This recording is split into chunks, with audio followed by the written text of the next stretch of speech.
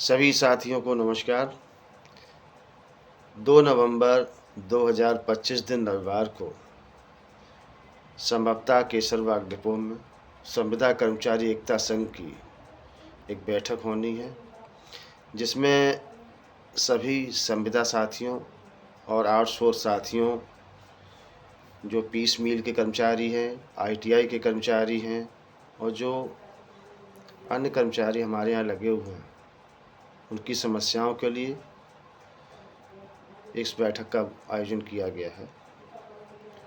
समस्याएं सबकी एक हैं, चाहे वो संविदा के नाम से पुकारी जाएं या आउटसोर्स के नाम से पुकारी जाएं या पीस मील वर्क के नाम से पुकारी जाएं, लेकिन समस्या सबकी एक है। संविदा कर्मचारी एकता संघ इस बात के लिए संघर्षशील है कि किसी भी हाल में संविदा साथियों का और जो हमारे आउटसोर्स साथी हैं सभी का परिवहन निगम में नियमितीकरण होना चाहिए, क्योंकि ये देखा जा रहा था कि अपनी जो जवानी की उम्र में परिवहन निगम में आए थे, आज बुढ़ापे की दहलीज तक पहुंच गए, लेकिन इनको नियमितीकरण का लाभ नहीं मिला। इनके परिवार के लोग एक आशा लगाए रहे होंगे कि हमारे पति या हमारे पापा कभी रेगुलर होंगे। वो सपना पूरा नहीं हुआ। उस सपने के पूरा न होने के कारण जो मन में हीन भावना आती है वो मैं समझ सकता हूँ।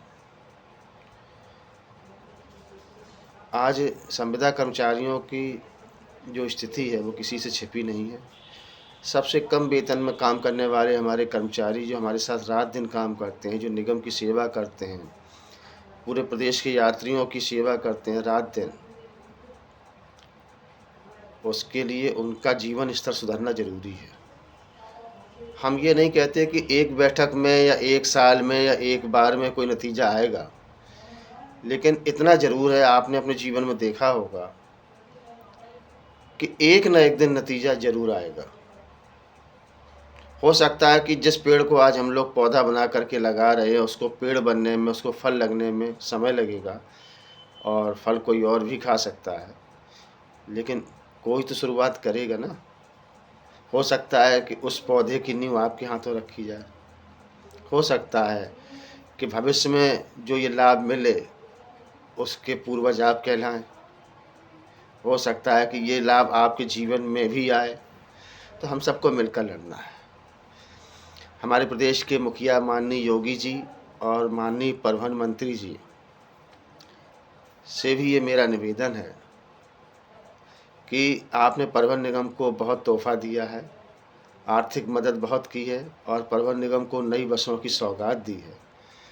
अब जो संविदा है, आउटसोर्स है या जो निलिट के कर्मचारी हैं, पीस मील के कर्मचारी हैं, इनको अब एक रेगुलर का तोहफ़ा 2027 के चुनाव से पहले अगर मिल जाए तो हम सभी उत्तर प्रदेश परिवहन निगम की ओर से आपका सत-सत नमन करेंगे, आपका वंदन करेंगे, आपके जीवन भर एहसानमंद रहेंगे कि प्रभु आपके कार्यकाल में उत्तर प्रदेश परिवहन निगम के कर्मचारियों का जीवन उद्धार हुआ है।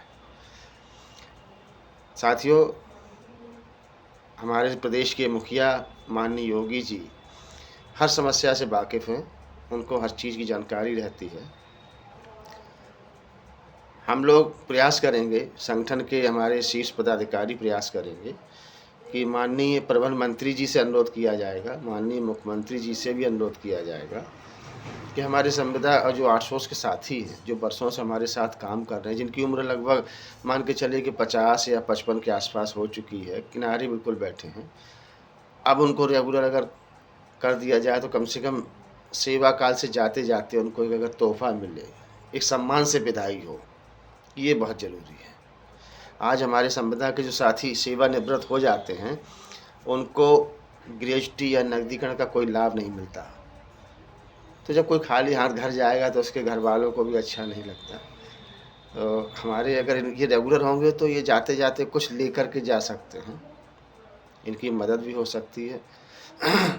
इनके परिवार में बेटा बेटी भी होते हैं, जिनकी उच्च शिक्षा नहीं पूरी हो पाती है, जिनका जीवन स्तर नहीं बदल पाता है। और माननीय योगी जी कहते हैं कि हमारे प्रदेश के हर व्यक्ति की सुरक्षा, समृद्धि की वो कामना भी करते हैं।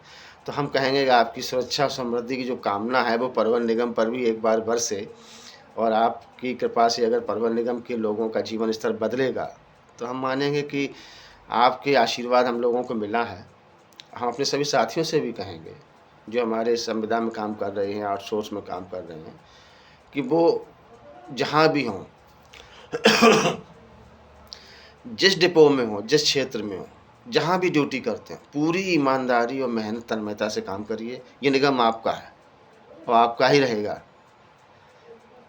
आपको कोई नुकसान नहीं होगा, क्योंकि आप रात दिन काम करने वाले लोग हैं, और जो रात दिन काम करता है उसकी देखभाल, उसकी रक्षा भगवान भी करते हैं। आपकी वजह से हम सभी का परिवार चलता है। आपकी मेहनत से जो कमाई आती है उससे परिवहन निगम के हर परिवार का खर्चा चलता है।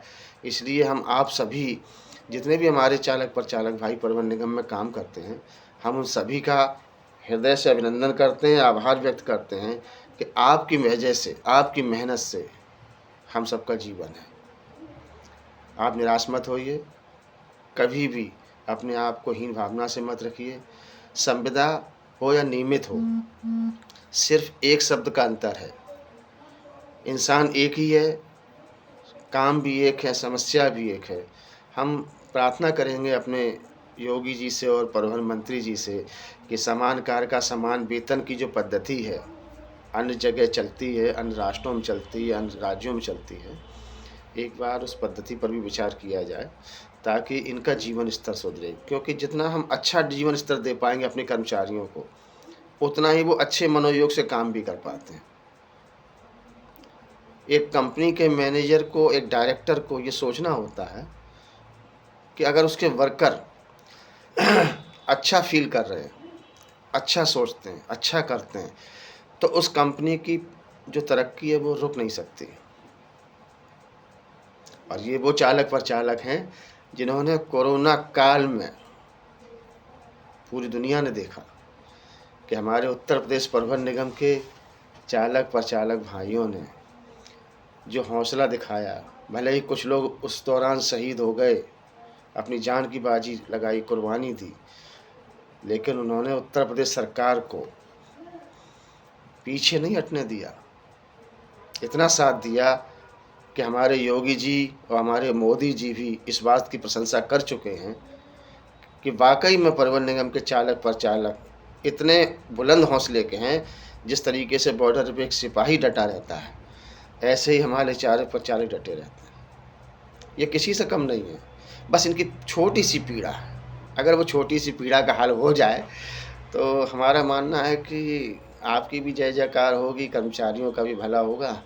तो हम यही अनुरोध करेंगे कि आप लोग 2 नवंबर को होने वाली बैठक जो लखनऊ में होगी, संभवतः केसरबाग या आलमबाग जहाँ भी स्थान रहेगा, एक बार आइए ज़रूर। आपके साथ मिलना भी होगा और आपके साथ बात भी रखी जाएगी। संविदा कर्मियों की बात संविदा कर्मियों के साथ, हम आपके साथ हैं, आप भी थोड़ा साथ दीजिए। हम सब लोग मिल कर के माननीय योगी जी से प्रार्थना करेंगे, परिवहन मंत्री से निवेदन करेंगे, उसी मंच के माध्यम से निवेदन करेंगे कि हमारे संविदा साथियों का जीवन स्तर सुधारने में आप हमारी मदद करिए। हम आपके जीवन भर आभारी रहेंगे। बहुत बहुत धन्यवाद। जय संविदा, जय परिवहन निगम।